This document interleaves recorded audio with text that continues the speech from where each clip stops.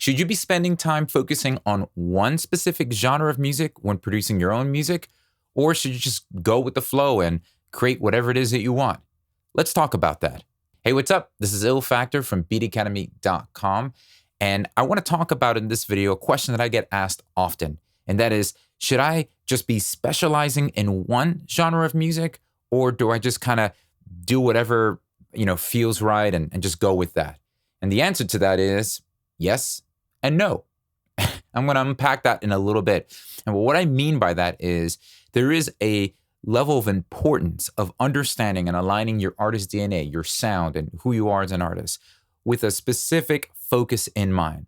So that might be a specific type of music or genre that you might be working on, but yet there's a huge benefit to understanding the techniques and the tools and even mindsets that go into producing other styles of genres and incorporating that into your current workflow.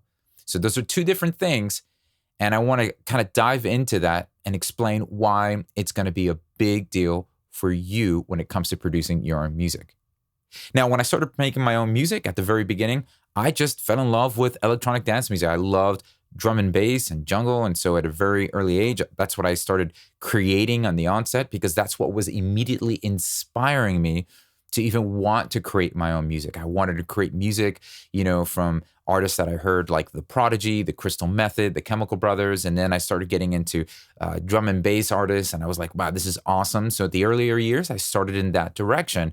And that led me into producing remixes for other artists. And I started incorporating more of my style in the genre of music that I was doing. And I started blending into other opportunities that came across my way that didn't really align with that genre of music. So when I would work alongside pop artists or singer-songwriters, I was able to yet adapt my production style alongside with theirs. But it's not, and so what we're fast forward to now, what we're really seeing is a lot of that happening in today's music. We're really seeing a huge cross-pollination. We're seeing a lot of the lines blurred. We're seeing a lot of the combination between EDM, trap, hip hop, and it's just all over the place right now, which is a great thing. But it can also cause a lot of distraction, especially if you're just getting started or maybe even producing music for some time now. But it could be really overwhelming and distracting in deciding, which direction do I head in? Now, hear me out. What I'm not saying is that you shouldn't just be making music just for the sheer fun of making music. I mean, that's insane. Do whatever inspires you and create, right?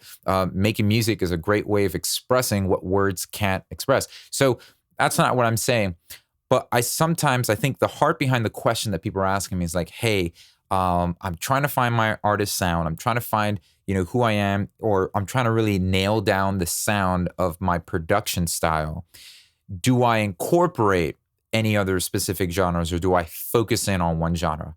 And that's what I'm really focusing on, is on the technical production skills and the skill sets that you gain from, if you're learning how to produce hip hop, you're gravitating to a certain sound selection, certain palette, you're focusing a lot on like getting those nice 808s to sit well, but you're not really focusing on a lot of the EDM aspect that really would go heavy into EDM production. And what I'm simply saying is when you mix both, when you start to do things in phases, which I'll talk about in a little bit, it really benefits you as a whole.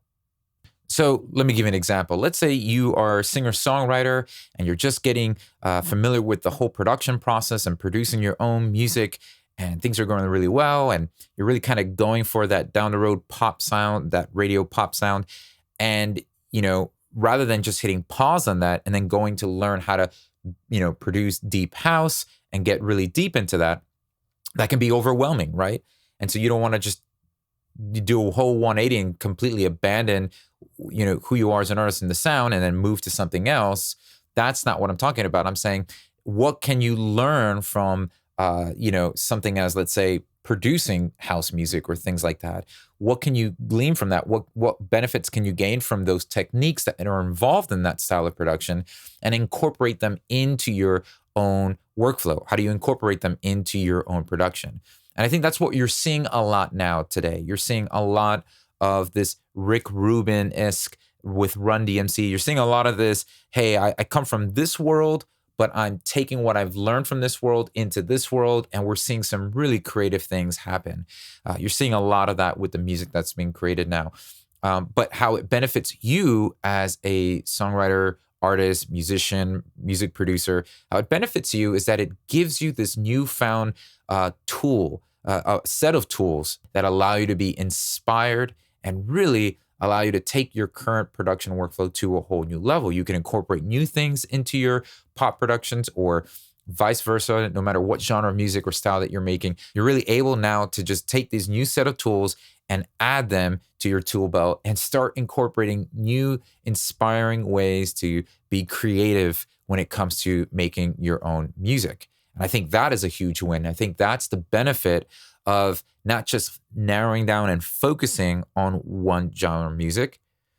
Yes, it's important for you to identify who you are as an artist and what your sound is, but yet then there is a huge benefit to then expanding your horizons and then gravitating, okay, cool. That's how you manipulate that gritty 808 from the trap productions, or that's how you do those cool things that I'm hearing from a lot of EDM tracks, and then incorporate that into your current workflow.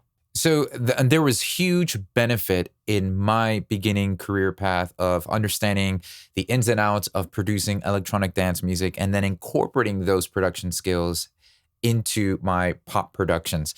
Huge benefit. And so if there was a genre of music, I would encourage you to kind of explore and dive into the production skill sets. It would be EDM. And currently, I think that's a great benefit to those who maybe want to shy away from that and think, I don't want to really touch or go anywhere near producing anything that sounds like EDM, and incorporate that into my genre of music. I'm cool with where I'm at.